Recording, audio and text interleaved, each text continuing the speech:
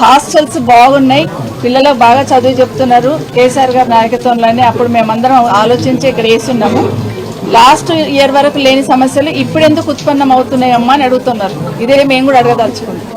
ఎందుకంటే ఈరోజు ఇక్కడ పిల్లలందరినీ అడుగుతూ ఉంటాయి, వాళ్ళు చెప్తున్న మాటలు వింటుంటే ఫుడ్ బాగాలేదని, అన్నంలో బియ్యం వస్తాయని, పప్పులో రాళ్ళు వస్తాయని, అడిగితే గట్టిగా అడిగితే కొట్టేస్తున్నారని, ఇవన్నీ వాళ్ళు చెప్తున్న సందర్భంలో అన్నిటికన్నా ముఖ్యంగా తల్లిదండ్రులను కూడా కామెంట్ చేస్తుందని మాట్లాడుతూ ఆ పిల్లలు ఏడుస్తుంటే నిజంగా చాలా బాధ అనిపించింది.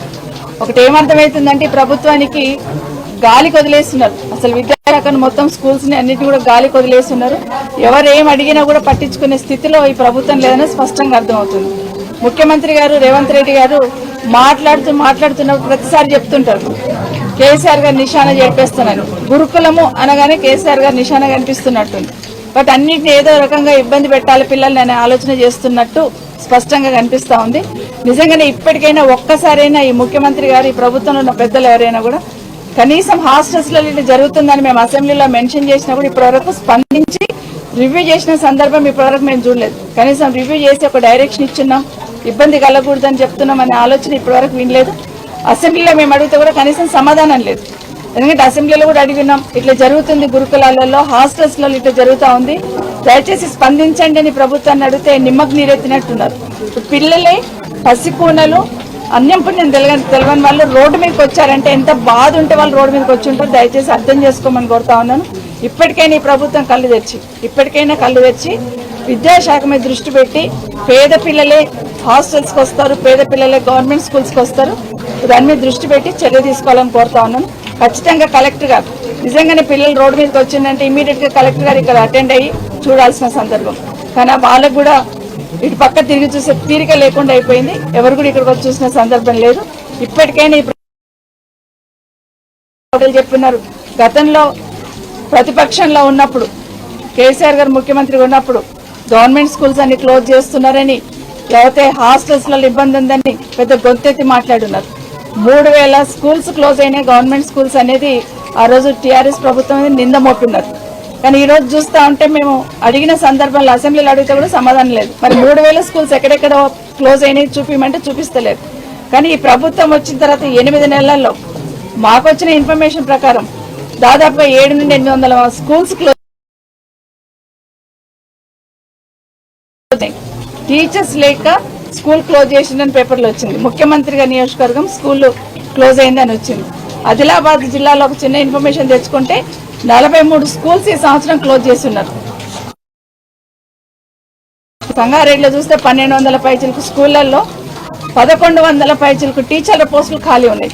కనీసం టీచర్ పోస్టులు ఖాళీ ఉన్నప్పుడు పక్కన ఎక్కువ ఉన్న టీచర్స్ ని ఇక్కడ డిప్యుటేషన్ మీద ఇచ్చి రన్ చేయాల్సిన సందర్భం ఉంటుంది. కానీ అటుపక్క దృష్టి పెట్టట్లేదు. ఈరోజు పిల్లలు ఇవి ఇబ్బందులే కాదు, చాలా హాస్టల్స్లలో నిన్న 2 days బ్యాక్ చూసినాం ఎలుకలు కొరుకుతున్నాయండి. గతంలో చూస్తున్నాం రామాయంపేటలో ఎలుకలు కొరికిన సందర్భం చూస్తున్నాం, మాట్లాడున్నాం. ఈ ప్రభుత్వం నుండి స్పందన లేదు. నిన్నగాక మొన్న నల్గొండలో కూడా హాస్టల్లో ఎలుకలు కొరుకుతున్నాయనే స్పందన లేదు. ఈరోజు పాల్మాకుల పిల్లలు రోడ్డు పైకి వచ్చినారు. కనీసం పేద బిడ్డలు ఇక్కడ చదువుతూ ఉంటారు, వాళ్ళ విద్య పట్ల, వాళ్ళ భద్రత పట్ల, వాళ్ళ ఆరోగ్యం పట్ల ఇవన్నీ చూడాలని ఆలోచన ఈ ప్రభుత్వానికి లేదు. ఇప్పటికైనా మేల్కొని ఈ ప్రభుత్వం చర్యలు తీసుకోవాలని డిమాండ్ చేస్తున్నాం. మేడం ఒక చిన్న మాట మేడం,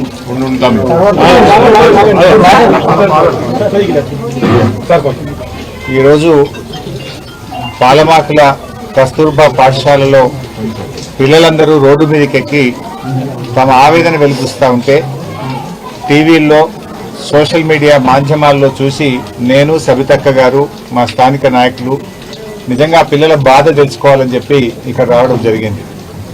ఆ పిల్లలు అసలు వాళ్ళ కళ్ళల్లో నీళ్లు కారిపోతా ఉన్నాయి, ఏడ్చేస్తున్నారు, దుఃఖాన్ని ఆపుకోలేకపోతున్నారు. పిల్లలు భయంతో వణికిపోతా ఉన్నారు. మళ్ళీ మీరు పోయిన తర్వాత మమ్మల్ని కొడతారేమో, మమ్మల్ని ఇప్పటికే విపరీతంగా మరి కర్రలు విరిగిపోయేటట్టు కొడుతున్నారని చెప్పి పిల్లలు ఏడ్చుకుంటూ ఈరోజు చెప్పడం జరిగింది.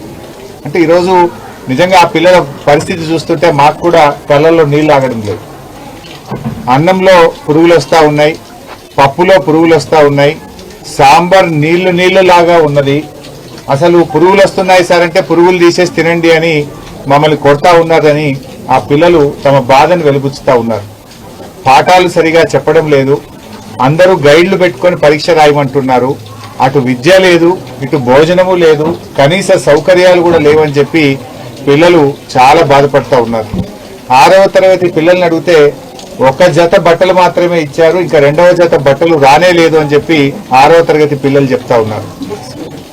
బుక్స్ కూడా పార్ట్ 1 పార్ట్ 2లో ఒకరికి పార్ట్ 1 ఇచ్చి ఇంకొకరికి పార్ట్ 2 ఇచ్చి ఇద్దరు కలిపి చదువుకోండి అంటున్నారు. పూర్తిగా పుస్తకాలు కూడా పిల్లలకు అందినటువంటి పరిస్థితి లేదు. బట్టలు రావు, పుస్తకాలు రావు, కడుపు నిండా భోజనం పెట్టే పరిస్థితి లేదు.